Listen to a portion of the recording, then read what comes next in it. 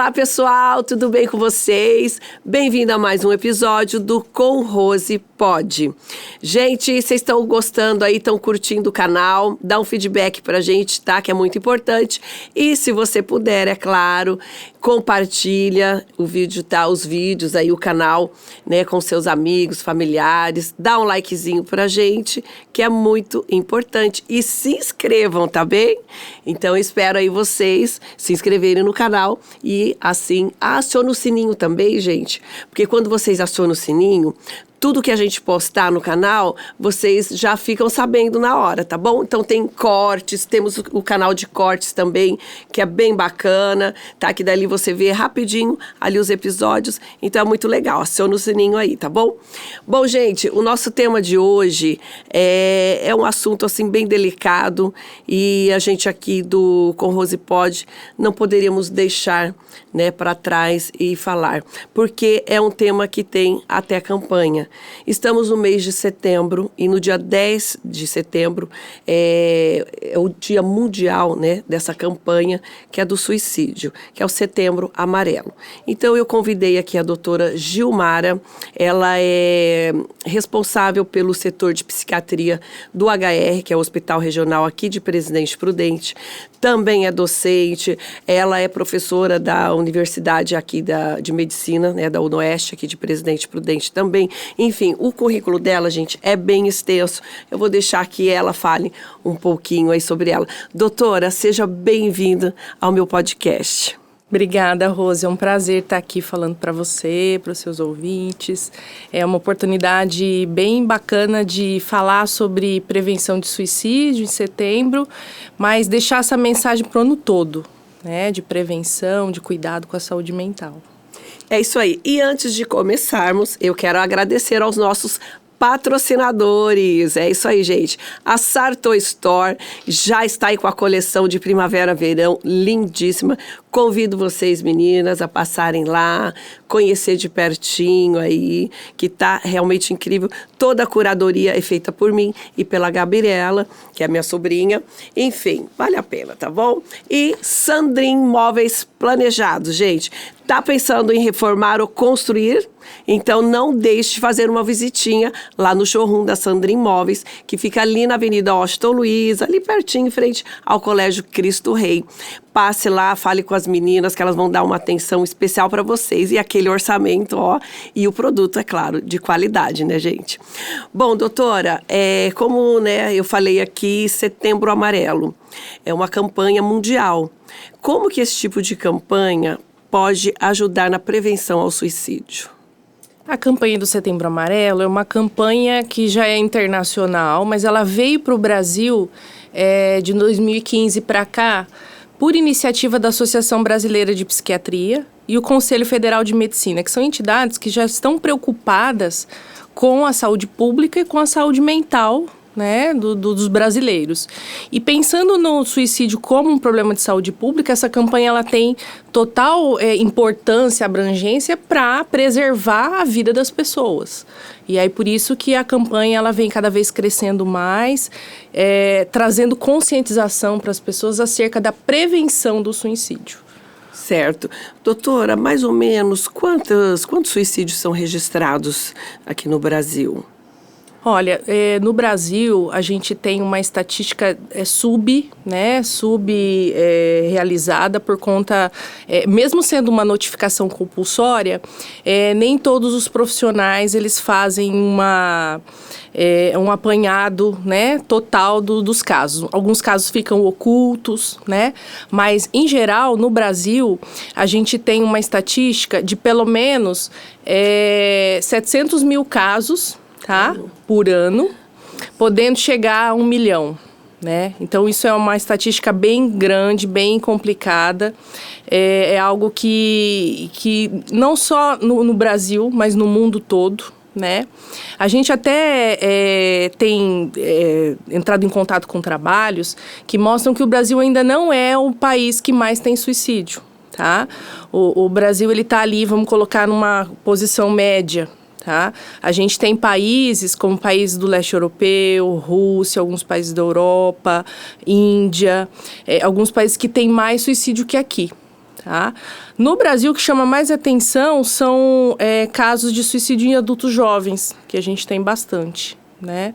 Mas o Brasil não é o campeão de suicídio, tá? E o que seria, assim, esses fatores? Por que levam em determinadas regiões, países, este número mais alto, doutora? Existem vários fatores, né? O suicídio é um fenômeno multifatorial. Mas alguns países, principalmente países que estão em guerra, países que têm um nível econômico, uma diferença socioeconômica maior. Então, essa situação de vulnerabilidade social, econômica, também leva alguns países a tentar suicídio. Alguns países da Europa, eles têm um segundo pico de suicídio no idoso, que também é uma faixa etária muito envolvida com suicídio. Então, países europeus que são países mais velhos, né, com população mais velha, também entram nessa estatística por causa disso, por terem muitos idosos. Eu li uma vez que tem também até a questão climática, né? Países mais frios, né? Sim. Onde as pessoas ficam mais dentro de casa, se relacionam um pouco. Tem também isso? Tem. A depressão, que é um dos transtornos mentais mais ligados ao suicídio, ela tem uma característica... Existe um tipo de depressão que é a depressão sazonal. É uma depressão desses países, principalmente países nórdicos, em que a gente sabe, 6 meses do ano é escuro, 6 meses é claro. Então, em termos de neurobiologia, né, há um desequilíbrio de neurotransmissores e tudo mais, né? Então, existem até tratamentos com fototerapia. A pessoa põe luz. Ela tem um certo tipo, compra um certo tipo de lâmpada. É mesmo? E ela tem que estar, além de tomar os remédios, ela tem que estar alguns períodos do dia com essa luz, para poder regular esse ciclo, né, neurobiológico e evitar esse tipo de depressão sazonal. Então, está ligado a ter mais depressão desse tipo nesses países. Nossa. Doutora, e quais são os sinais de alerta de que alguém está tentando, está pensando em se matar? Sempre ligado a um transtorno mental, Rose. Se você tem uma pessoa que convive com você no seu trabalho, seu familiar, e que muda o comportamento, as emoções, muda como mostra as emoções, muda o comportamento, está mais isolado, tende a não ter mais prazer nas atividades, está mais irritado, mais impaciente. Qualquer mudança, né, é algo que deve chamar a atenção, né, deve ligar uma luz de alerta, para que a gente, né, aborde. Você está precisando de ajuda? Você está precisando de amparo? Porque vivemos situações tristes todo o tempo, né? Mas até a gente achar que aquilo é doença ou não, muitas vezes é a hora de buscar ajuda e descobrir, né? É a hora de buscar ajuda, é a hora de tratar, ou não, é uma tristeza passageira, algo que eu consigo lidar, né?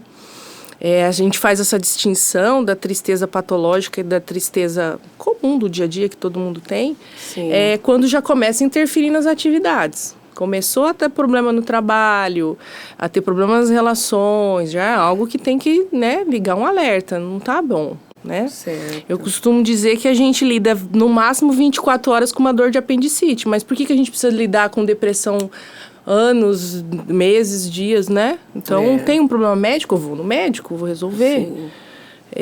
Mas as pessoas, elas acham que não vai passar, é assim mesmo. É o tempo que a pessoa precisa, né? Porque, vamos supor, normalmente, ou numa perda de um ente querido, ou alguma situação que a pessoa passou.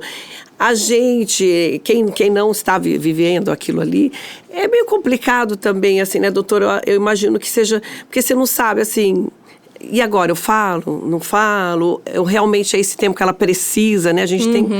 ela precisa desse tempo, ela vai ter que chorar, né? Tem que chorar o luto, tudo aquilo. Mas não é bem assim, né, doutora? A gente precisa ficar ali... E a gente só vai saber quando a gente convive bem com essa pessoa e a gente tem um canal de comunicação com ela. Vem cá, senta aqui. Você acha que tá dando conta? Né? Então, é uma forma de abordagem, realmente é sempre o diálogo. né? Mesmo que a pessoa no primeiro momento fique resistente, tá, mas você sabendo que não tá dando, que tá difícil, conta comigo, a gente pode procurar um médico, eu te ajudo, a gente conversa mais, né? Porque, como eu falei, tristeza é algo inerente, a gente precisa viver. Tristeza precisa ser sentida, né? A gente não pode disfarçar a tristeza. Ela precisa ser vivida, sim, ela precisa ser esclarecida, ela precisa ser ressignificada. Então, para isso, a gente tem que pegar a tristeza na mão, né? Mas eu tô conseguindo fazer isso enquanto eu durmo, como, mantenho minhas funções fisiológicas, trabalho, sim, né? Começou a dar prejuízo, começo a não conseguir dar conta da minha vida, das minhas atividades, aí já está ficando a mais, né? Doutora, e no caso, para a pessoa chegar ao suicídio, quais as condições mentais que essa pessoa está passando naquele momento? Quando o indivíduo ele tem aquela tomada de decisão, né, que vou tentar suicídio, é algo sempre perturbado por uma doença mental, né? Existe uma área do nosso cérebro que chama hipocampo, que, entre outras funções, junto com o nosso córtex frontal, ele vai me ajudar a tomar decisões. Então, assim, eu recebi uma proposta de emprego, eu vou ou não vou? Eu vou ver o salário, vou ver se eu gosto de fazer, se é bacana, eu vou decidir, vou aceitar o emprego, tá? O indivíduo deprimido, ele tem dificuldade de fazer esse tipo de decisão. Por quê? Porque ele está envolto numa atmosfera de pessimismo, a culpa de todos os problemas do mundo é dele, todo mundo, ele é um peso para as pessoas, né? Então, ele interpreta a realidade de uma forma negativa. Então, ele passa por um problema, ou ele passa por uma dificuldade, ele acredita e toma essa decisão errada de que se matar é a melhor forma. Às vezes, ele até se acalma com essa decisão. Porque a angústia é tão grande que ele não sabe lidar, ele toma essa decisão e se acalma, né? Que é comum, às vezes, a gente ver, mas ele já foi no médico, ele está cuidando, né? Mas pode ser que por isso ele já tomou essa decisão. Então, o cérebro da pessoa deprimida está com dificuldade de tomar decisões. E ela decide de maneira errônea, que vai se matar para acabar com os problemas, né? Então, o médico que está em volta, acompanhando, a equipe que está acompanhando, os familiares têm que estar atento a isso, né? Ele não pode, ele não tem capacidade para decidir, né? E é até um mito, às vezes a gente escuta, mas a pessoa tem o livre-arbítrio, ela pode tentar suicídio porque a vida é dela, ela pode, né? Isso é um mito. Por quê? Porque se ele está com uma condição cerebral que atrapalha o funcionamento e a tomada de decisões, ele não pode tomar essa decisão, né? Então, ele tem que ser a família tem que intervir, o médico tem que intervir. Em muitos momentos a gente precisa de uma internação psiquiátrica, a pessoa não tem condição de decidir aquilo, né?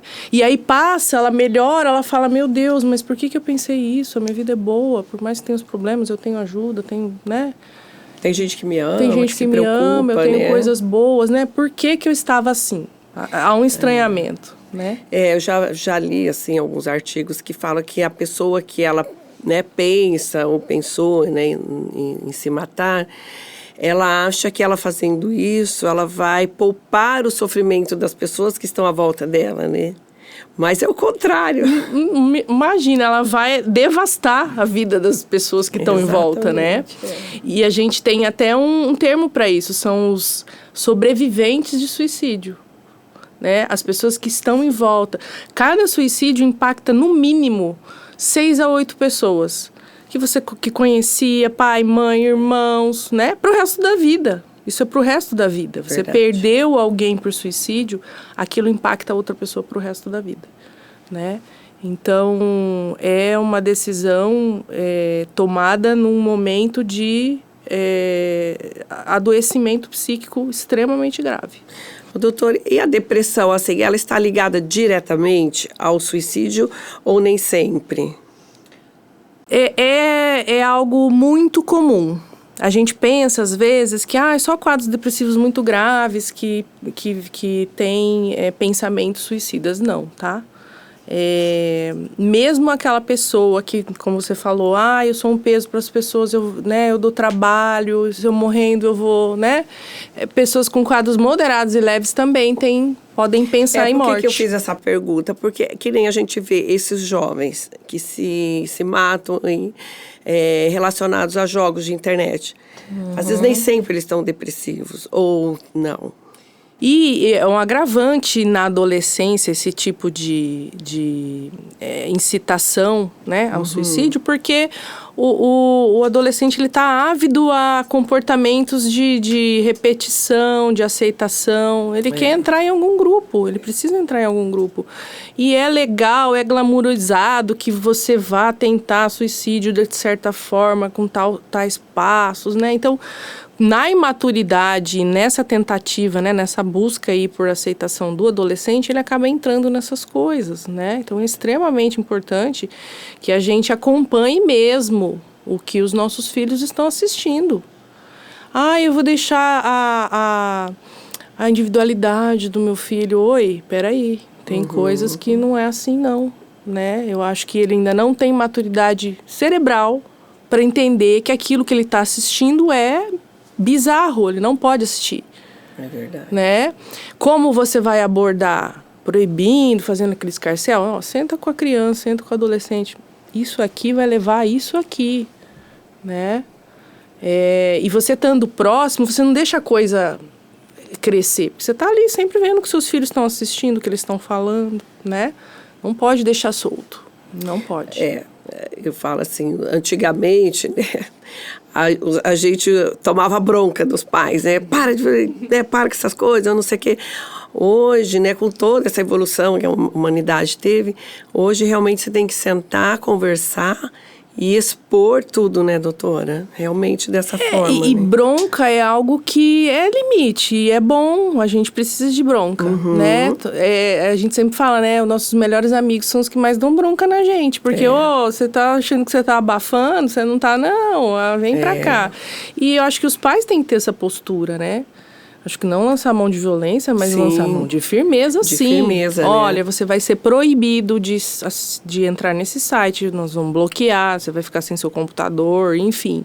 Mas o que a gente percebe é que se os pais já têm um link bom com os filhos, isso não é necessário. A gente consegue, né, conscientizar os meninos que isso é ruim. Porque um adolescente que entra nesses sites, que começa a se engajar nesses desafios, é um menino desamparado. É um menino que, de alguma forma, já está aí gritando por ajuda há um tempo. Isso não é de uma hora para outra, né? Eles podem até ter acesso. Muitos adolescentes sabem disso. Mas ele fala, não, isso não é para mim. Eu não vou entrar nisso, né? Então, a gente também não tem que... não deixar eles verem nada, não saber de nada. Sim. Eles vão saber. Só que eles têm que ter a consciência de que, isso não é pra mim. Isso eu não posso. Isso... Você fez um alerta aqui muito importante. Deixar os pais, né? Deixar os filhos ali no cantinho. Como você falou, a respeito, é o canto dele. Nem sempre é bom. Tem que ficar em alerta, né, doutora? E aí a nossa capacidade de fazer isso, às vezes até sem eles perceberem. Né? Porque uma coisa é você falar ficar com aquela postura de sargento, não deixa fazer nada, não. Outra coisa é, o que você tá fazendo aí? Deixa eu ver, que bacana. Quem que são seus amigos? Traz aqui em casa, vamos ver o que eles estão fazendo. Eu levo vocês no shopping um dia, vamos lá tomar um sorvete. Saber quem senta, conversa, né? Então, é a habilidade dos pais de se aproximar dos filhos para saber o que eles estão pensando. E para tolerar também muitas coisas que eles podem estar fazendo errado, né? Para eles, né? Tô em apuros, eu sei que eu tenho meu pai para contar para mim. Porque muitas vezes a mentira, ela aparece quando ele tem insegurança, ele não sabe se ele vai ser acolhido, né? O adolescente faz muita coisa errada, né? E aí ele vai resolver como? Ele vai precisar, às vezes, mãe, fiz caca, e aí? Como que você vai me ajudar agora? Não, então vem cá, filho, vamos resolver. Tá certo. Você viu o que você fez? Não era pra fazer assim, você, né? Vamos resolver. Agora, se não tem esse canal, ele fala, meu Deus, errei, não vou contar pra minha mãe nunca. E vai se afundando, né? Vai se afundando e numa dessas Ele fala, vou acabar com esse sofrimento. Vou acabar com esse sofrimento, eu não me sinto aceito, não me sinto amado. Pode ser até que é amado, pode ser até que é aceito, mas ele não se sente assim, né? Essa questão de aceitação hoje é bem complicado, né, doutora? Falando aí entre os jovens, eu não sei se isso também atinge um público mais adulto, eu creio que não, mas... eles têm as tribos, enfim, né, a turma deles. Eu estava até conversando ontem com uma amiga e ela deu assim, um exemplo que ela estava preocupada com a filha, porque a filha gosta muito de ler e o sonho que ela queria sentar numa biblioteca, tomar um café e ler um livro. Mas aí a mãe falou, faça isso, se você tem vontade. Mas mãe, quem passa lá vai me achar uma idiota. O que uma menina de 16 anos está sentada numa biblioteca lendo um livro e tomando café? Então isso já é fora do contexto para eles, né? E você vê como é algo que para eles, para nós parece tão simples. Sim. Mas para eles é tão assim, né? Faz parte da identidade. Quando ela conseguir consolidar a identidade dela, isso não vai ser mais sofrimento, porque ela vai sentar e vai fazer isso, como muito adulto faz, né? E até outra coisa também que ela falou que eu achei assim, olha, todos os meus amigos gostam de literatura russa. Eu não gosto, mas eu tenho que gostar, eu tenho que gostar, entendeu? Assim, então eu vi que a mãe estava sofrendo, a filha está no sofrimento porque toda a turma ali... Que tem que ser aceita. Que tem que ser aceita. Né?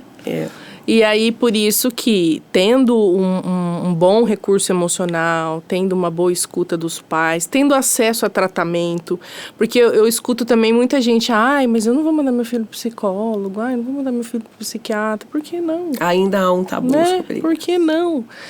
Não dá para os pais darem conta desse desenvolvimento emocional dos filhos sozinhos. Né? Certo. É algo que, por exemplo, nós da saúde mental, profissionais da saúde mental, a gente estuda isso, a gente, né, faz isso o tempo todo. Então,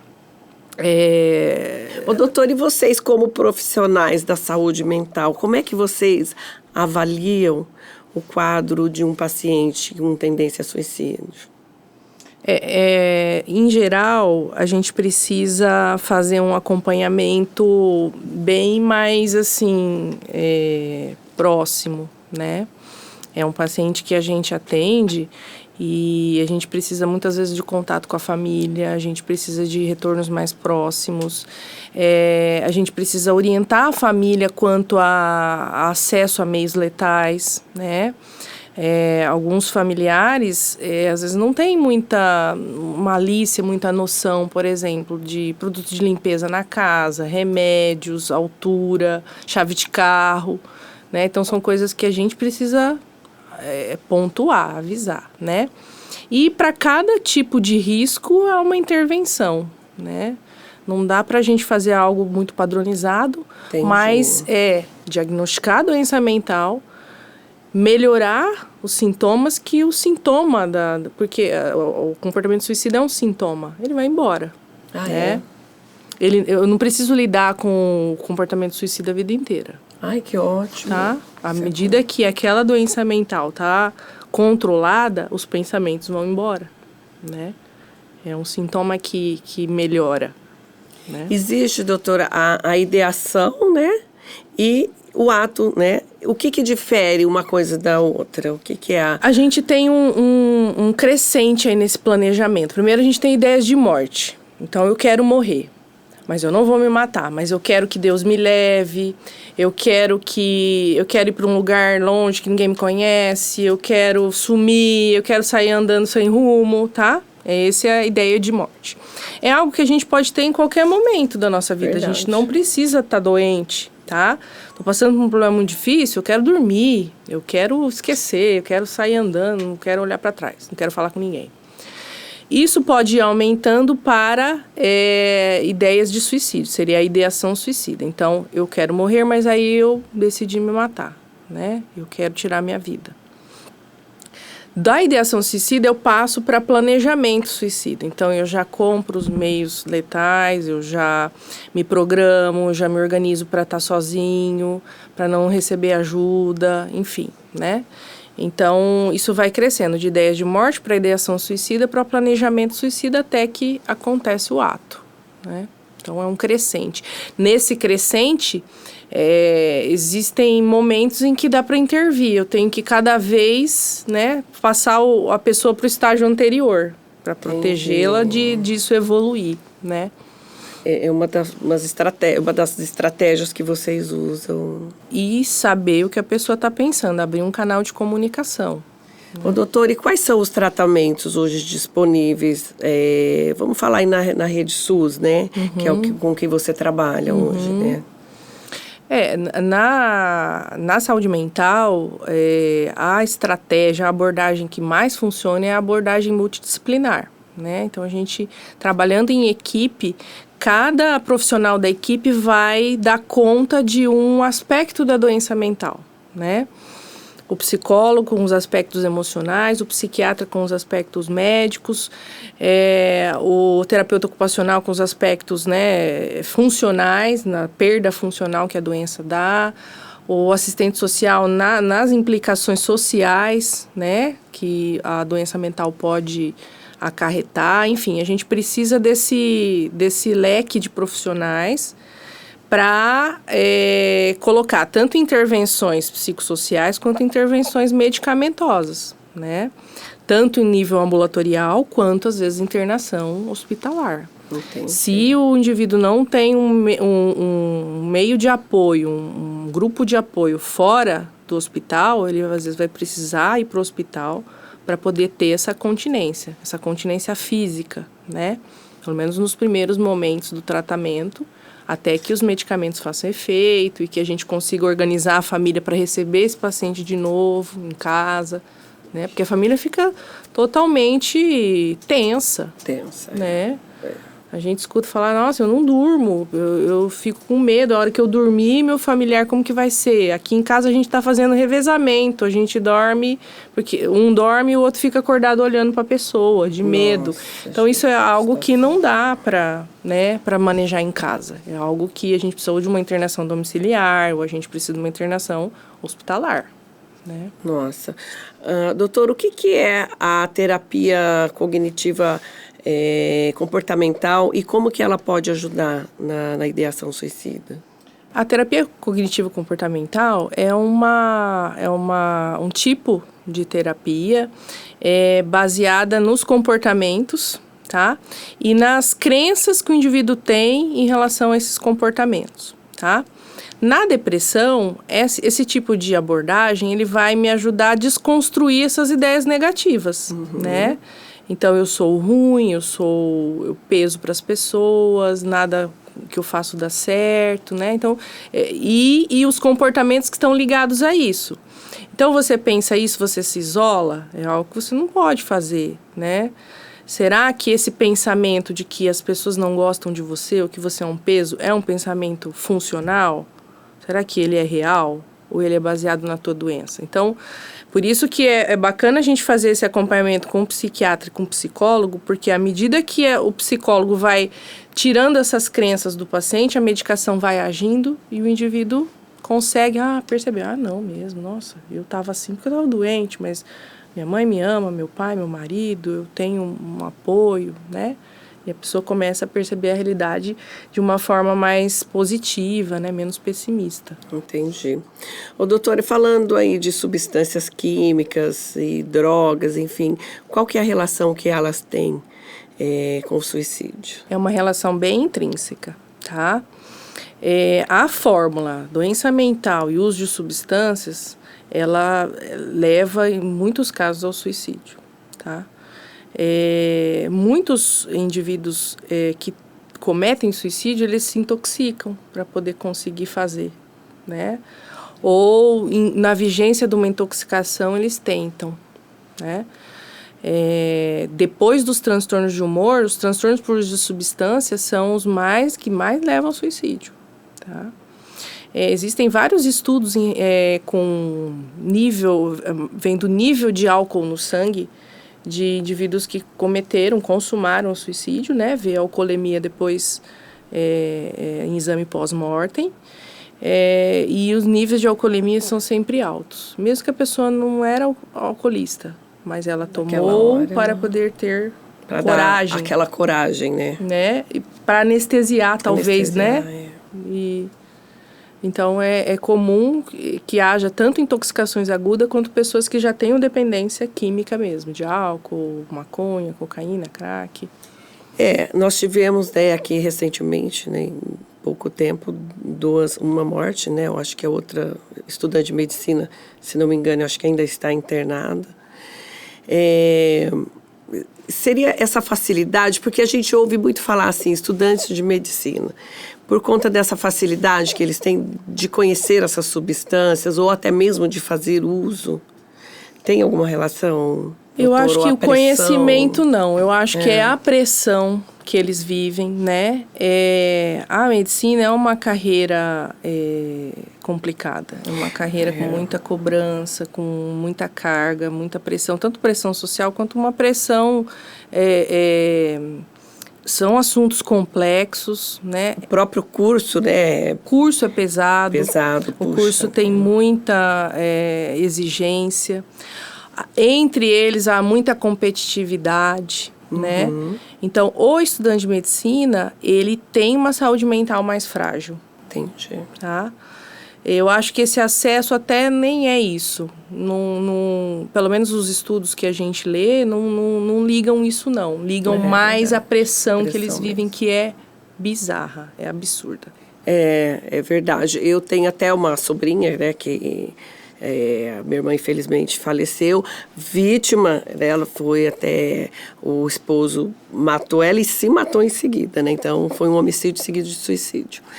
E no primeiro ano de faculdade de medicina, realmente ela não deu conta. Ela passou uma depressão muito forte.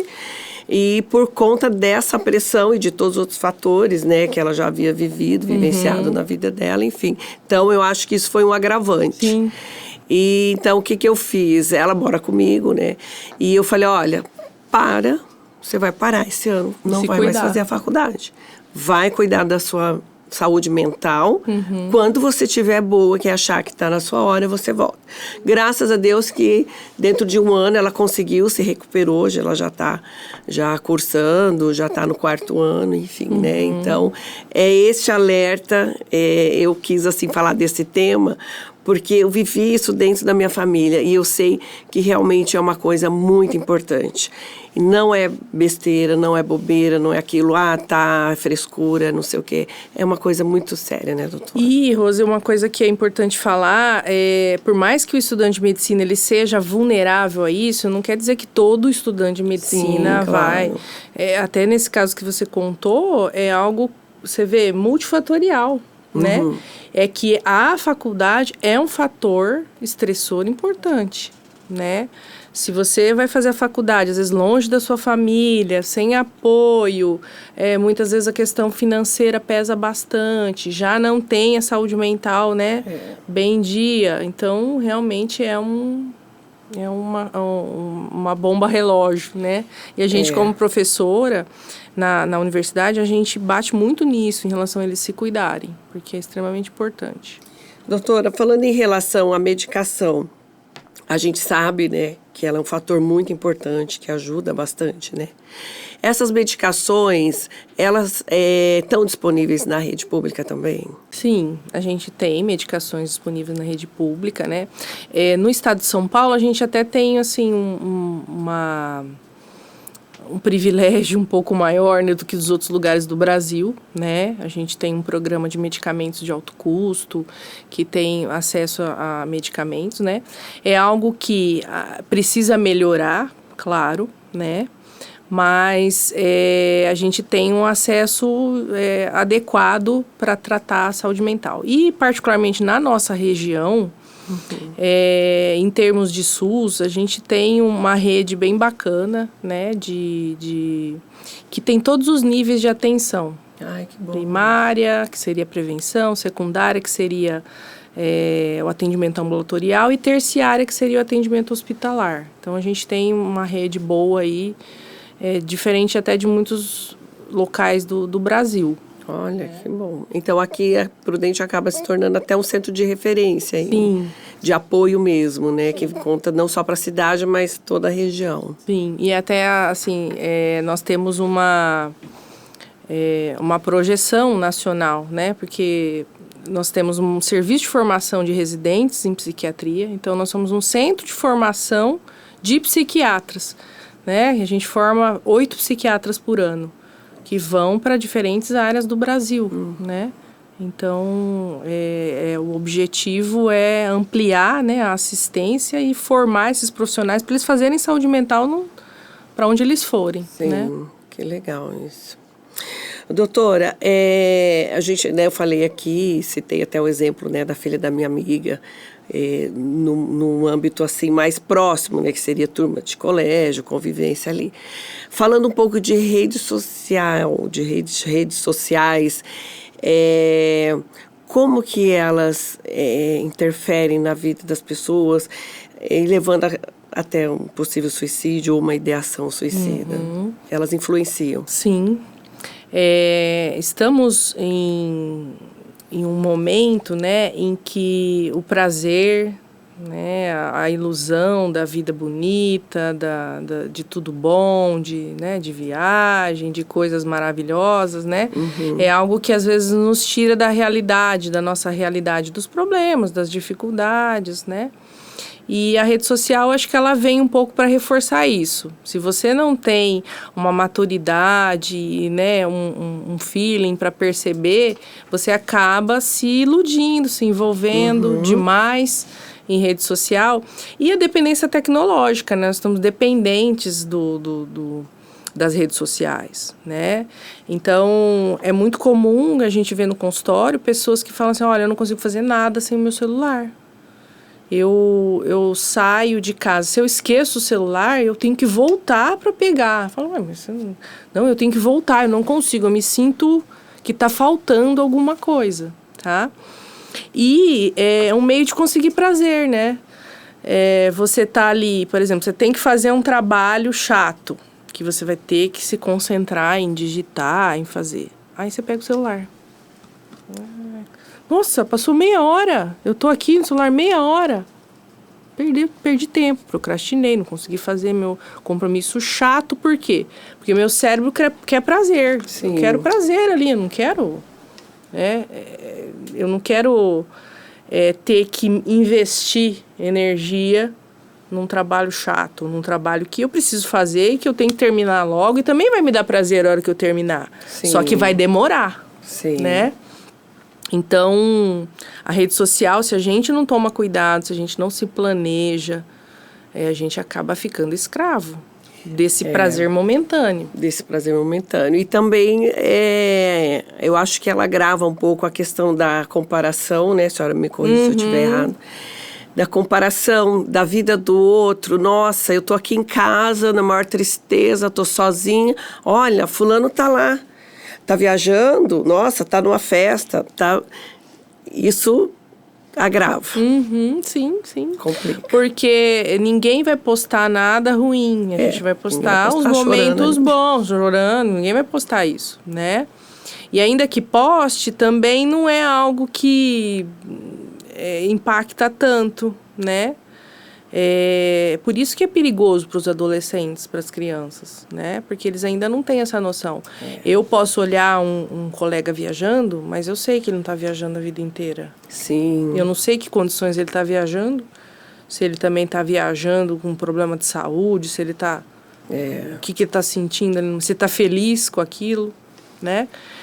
Mas é muito fácil a gente escorregar. É muito fácil a gente se iludir, porque a gente busca isso. O cérebro busca prazer todo o tempo. Nós temos uma pulsão de vida. A gente quer viver bem, a gente quer não sofrer. Mas a gente tem que se habituar a sofrer bem. O que é sofrer bem? Eu sei que isso vai passar, não vou me desesperar. Entendi. Eu estou sentindo agora essa angústia, algo aconteceu, mas isso vai passar, eu vou ter que lidar com isso. Eu estava até conversando com um amigo, né? Falei do tema tal de hoje. e conversando sobre essa questão mesmo de mídia e rede social. E ele pegou e falou assim, cara, eu tenho uma amiga que é assim, ela posta uma foto e eu tenho que curtir. Eu tenho que comentar, porque ela me cobra, ela briga, ela fica brava. Por que você não comentou ainda? Por que você não curtiu? Então, assim, as pessoas estão entrando nessa paranoia de ser aceito, de estar na mídia, de ser curtido. Isso... Confundindo curtida com afeto. Com afeto, né? Exatamente. E não, às vezes a pessoa não viu, né? Não dá para ver tudo. A gente não consegue ver tudo, né? E ok, porque as pessoas elas estão preferindo ver as outras em foto do que trocar, né? Às vezes um amigo seu não curtiu uma foto sua, mas a hora que você encontra, né? Aquele amigo que você não vê faz tempo, mas parece que você viu ontem, né? Que você conversa, que é gostoso. Pronto, isso deveria nos acolher, nos animar, né? Mas não, a gente tá sempre achando que falta, né? É esse prazer imediato, né? Infelizmente. Doutora, a gente, né, você falou aqui a questão da família, né, em dar apoio, em observar, enfim, em estar em cima. Na questão dos jovens, das crianças até mesmo, né, onde que a escola, ela pode ajudar, até que ponto ajudar os pais, como que a escola pode participar diretamente da vida do aluno? A escola, ela é uma rede de apoio muito importante porque a criança passa uma boa parte do tempo na escola, né? E pensando naquele comportamento que muda, e eu preciso acender uma luzinha, o professor vai ver esse comportamento que muda, né? Ele vê o aluno todo dia e o comportamento do aluno mudou, o desempenho mudou, o relacionamento com os amigos, com o professor mudou. É algo que, né, tem que ser chamado a atenção. O professor tem um papel social, ele não tem só que passar conteúdo. O professor ele tem um papel de formação daquele ser. Então, questões emocionais também devem passar pela obrigação do professor, né? Então, ele tem que ver. Meu aluno já não está aprendendo. Até porque o aprendizado ele tem muito a ver com afeto, tem muito a ver com isso.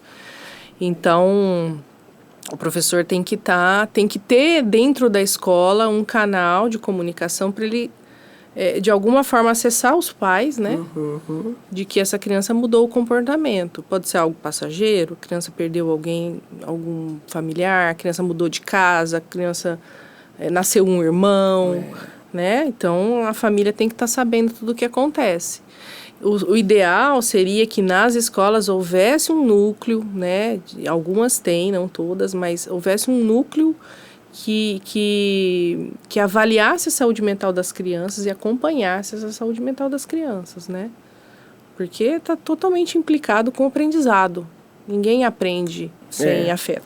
Doutor, e tem crianças, lá vocês chegaram a atender algum caso de criança, assim, que pensou ou tentou suicídio? Em geral, o maior prevalência de comportamento suicida começa no adolescente, no pré-adolescente, Isso né? Seria uma idade do quê? De 10 anos, 11 anos, tá? Mas a gente já viu 9, já viu 8, tá? Não é muito comum, tá? Porque a criança, nessa fase, ela ainda não tem nem muita noção, né? Desses sentimentos. Ela às vezes vai manifestar a depressão com irritabilidade, com esse menino está desatinado, esse menino está agitado, não dorme. Às vezes não é tristeza que ele sente, é irritação, é queda do desempenho, fica mais arteiro, né? Algo agudo. Então na criança é diferente, mas pode acontecer suicídio em criança, mas é mais raro. Doutor, e como que as crenças religiosas ou culturais, elas influenciam nessa questão de suicídio? O suicídio, ele é um tema tabu até por conta dessa influência da religião, né? Até então, quando não se conhecia a fisiopatologia das doenças mentais, essa ligação da doença mental com o suicídio, ela era levada só do ponto de vista assim, você está cometendo um pecado, uma heresia, né? Você não pode fazer isso porque a vida foi Deus que deu, enfim. Hoje a gente sabe que isso é complexo demais, não é muito, não está na caixa, né? Então, a religião, ela tanto pode ser, e a religiosidade, ela tanto pode ser protetora, como ela também pode induzir suicídio, quando é uma religião muito repressora, com muito julgamento, com muitas regras, muito castradoras, né? Então, isso também pode levar o indivíduo a pensar, bom, eu não posso viver nesse mundo, não me enquadro, eu não consigo, eu vou transgredir, eu não consigo. Então, ele pode tentar também. Ou, no fator protetor, é algo que me dá esperança de dias melhores, né? Eu rezo, eu me conecto com áreas cerebrais mais... de uma profundidade maior, né? A gente sabe hoje que a oração, ela muda o nosso padrão cerebral. A gente entra num estado meditativo em que nos ajuda a elaborar até os problemas, né? Então, essa dicotomia tanto pode ajudar quanto pode também atrapalhar quando julga demais. Bom, quando eu era jovem, na minha época, essa questão de suicídio era um fator da anorexia, bulimia. Hoje isso ainda é um fator? Ainda tem? Tem bastante transtorno alimentar. Os transtornos alimentares, eles também têm comorbidade muito importante com transtornos de humor. A pessoa pode ter transtorno alimentar e um transtorno de humor, que também leva... O transtorno alimentar em si não tem uma relação tão direta com o suicídio, mas com o transtorno de humor, sim. A pessoa tem anorexia, tem uma deformação da imagem corporal, ela acredita estar mais gorda do que é, e isso traz um descontentamento, pode levar a quadros depressivos. Imagina hoje, né, no mundo como a gente está falando aqui, que você abre aí o seu aplicativo de rede social e aí você vê a pessoa de biquíni, outra malhadona, outra não sei o quê. E isso acaba gerando também uma cobrança, né, entre as pessoas e às vezes a pessoa não consegue atingir. Aquilo ali acaba se deprimindo, né, doutora? Sim. Infelizmente levando aí, né, a uma depressão e até um suicídio, né? Sim. Doutora, e quais são os maiores desafios para vocês, profissionais da área da saúde mental? O maior desafio, Rose, é lidar com preconceito. Ainda é. Tá? Ainda que a gente perceba que tem melhorado, as pessoas têm... Eu acho que a pandemia trouxe isso, né? Essa sensação de que não dá pra gente dar conta sozinho. A pandemia foi um desafio pra gente, assim, né? Pegou muito na nossa fragilidade. Podemos perder pessoas, podemos ficar doentes, podemos perder nosso emprego, podemos perder nossa liberdade. Então, tanto exacerbou doenças mentais que já tinha, quanto provocou novas, né? Então, a saúde mental, ela está sendo mais olhada por conta disso. A gente precisa de ajuda, a gente está percebendo que precisa mais de ajuda, né? Então, o maior desafio, eu acho, que é lutar com o estigma, né? Às vezes uma conversa boba, que você conversa com seu amigo, tá indo no psiquiatra, você é louco... Coisas que eu acho que cada vez mais tem que acabar, né? Sim. São coisas muito... eu acredito que são coisas grosseiras, né? Não cabe mais na nossa sociedade hoje. Nós temos um nível de entendimento, de acesso à informação. Não cabe mais esse tipo de coisa. Da mesma forma que a gente precisa lidar com o machismo, a gente também tem que lidar com o racismo, a gente também tem que lidar com o preconceito às doenças mentais, né? Tá certo. Eu acho que respeito e conscientização do cuidado com a saúde mental é algo premente que todo mundo precisa abrir o coração, né? Para entender. Doutora, como que as campanhas ou a prevenção é abordada no nível governamental? Tipo, político, tem apoio do Estado, do governo em geral? Olha, em geral, as ações governamentais, ações que a gente fala que seriam oficiais, né, são muito, muito poucas, tá? Praticamente não há incentivo para a gente fazer isso. Entendi. Nem sei se eu posso falar isso, Rose. Com Rose pode. Ah, então tá. Que bom. Porque é complicado. A maior parte das iniciativas são, por exemplo, a Associação Brasileira de Psiquiatria é uma associação de profissionais, psiquiatras sem fins lucrativos, não é uma associação governamental. E a gente leva essa campanha, né? Até o Setembro Amarelo é uma marca registrada da Associação Brasileira, porque é quem mais incentiva no Brasil essa campanha. Ações oficiais a gente não tem, assim, com o alcance que deveria ter, né? E o que a gente espera da política, das ações governamentais? Acesso à saúde mental, porque a gente conscientiza, a gente orienta, fala que ele precisa buscar ajuda, aí ele vai buscar ajuda, não tem consulta, não tem psiquiatra, não tem psicólogo, como vai fazer? Então, é complicado, a gente precisa ampliar a discussão e aumentar a força da campanha, né, com esses outros setores. Eu vejo até, às vezes, nas redes sociais, alguns partidos políticos queixando do Setembro Amarelo. E eu fico pensando, nós estamos falando de saúde, que é o que a gente sabe fazer. Sim. O político sabe fazer política, então ele tem que ir lá e aumentar o acesso à saúde mental. Com certeza. Né? Então, eu oriento meu paciente naquilo que eu sei fazer.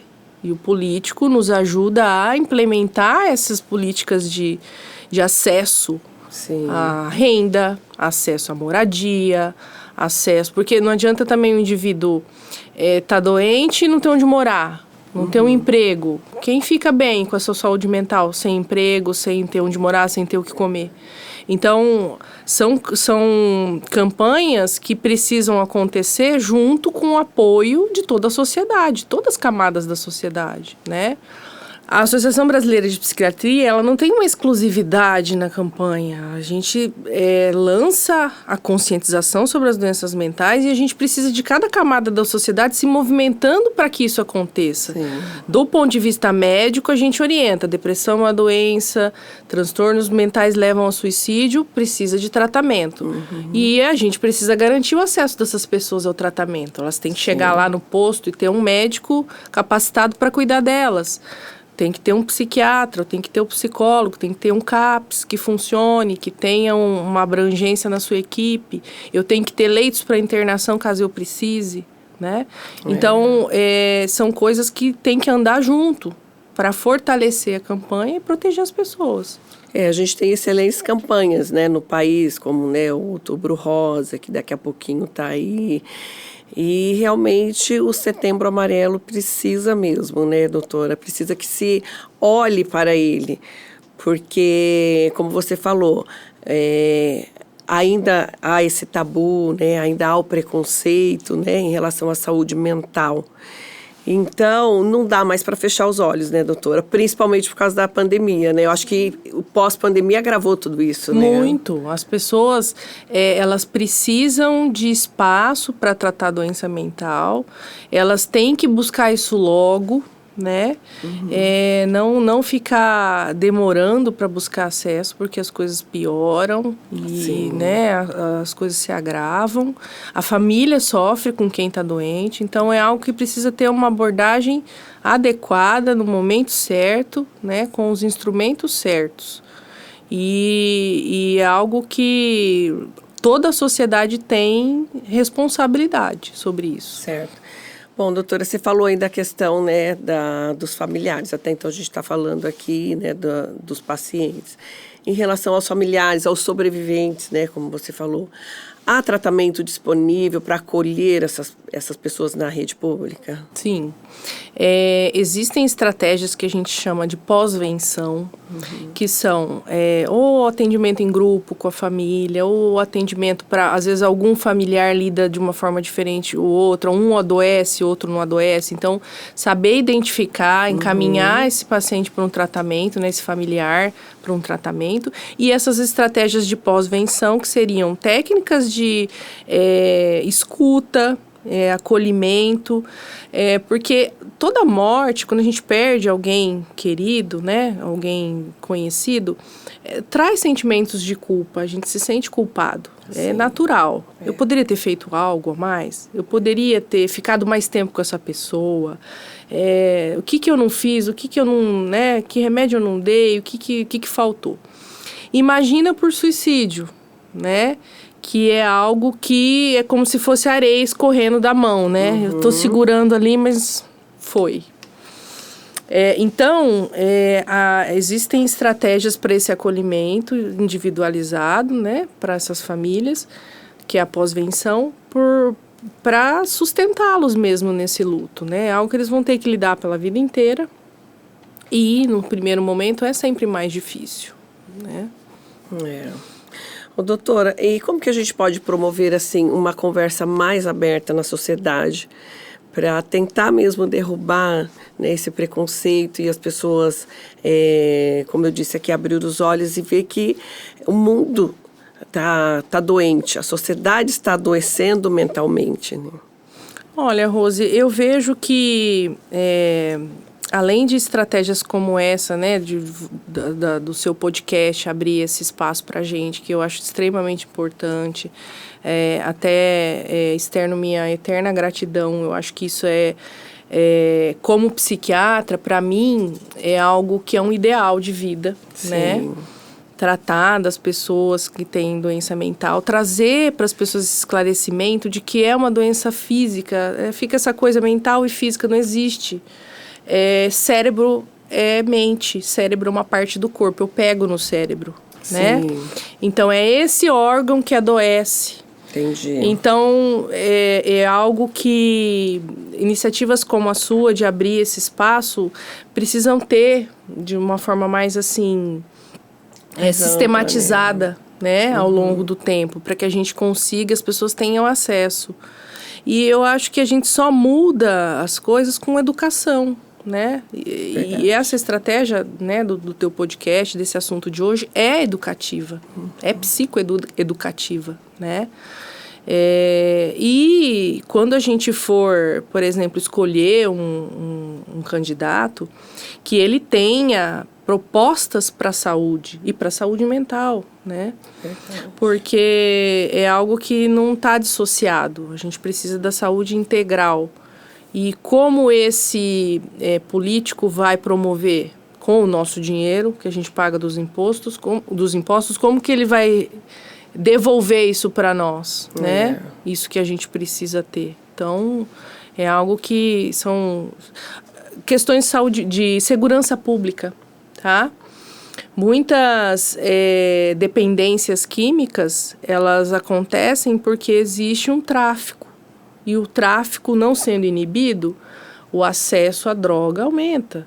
E mais pessoas se intoxicam, mais pessoas ficam dependentes, né? Então, você vê que são setores que, né, não tem nada separado. É saúde, educação, segurança pública, ações sociais, tudo tá junto, né, para promover a saúde mental das pessoas. E que os nossos políticos e governantes entendam que não dá para ver uma separação, né, de classe. É o Down, é o autismo, não sei o quê. Tudo faz parte de um conjunto, né, um conjunto mental, e que a gente precisa muito do apoio deles, né, doutora? Sim, porque para viver numa sociedade justa, com respeito, com dignidade, né, respeitando a diversidade, a gente precisa comer, a gente precisa morar, a gente precisa trabalhar, né? Então, são coisas mínimas que, como eu vou exigir que alguém fique feliz, bem, você pode dar o antidepressivo que for para a pessoa. Ela não vai melhorar se ela não tiver apoio, afeto, casa, uma roupa para pôr no corpo, né? Não adianta. Então, são coisas que tem que andar junto, não tem separação.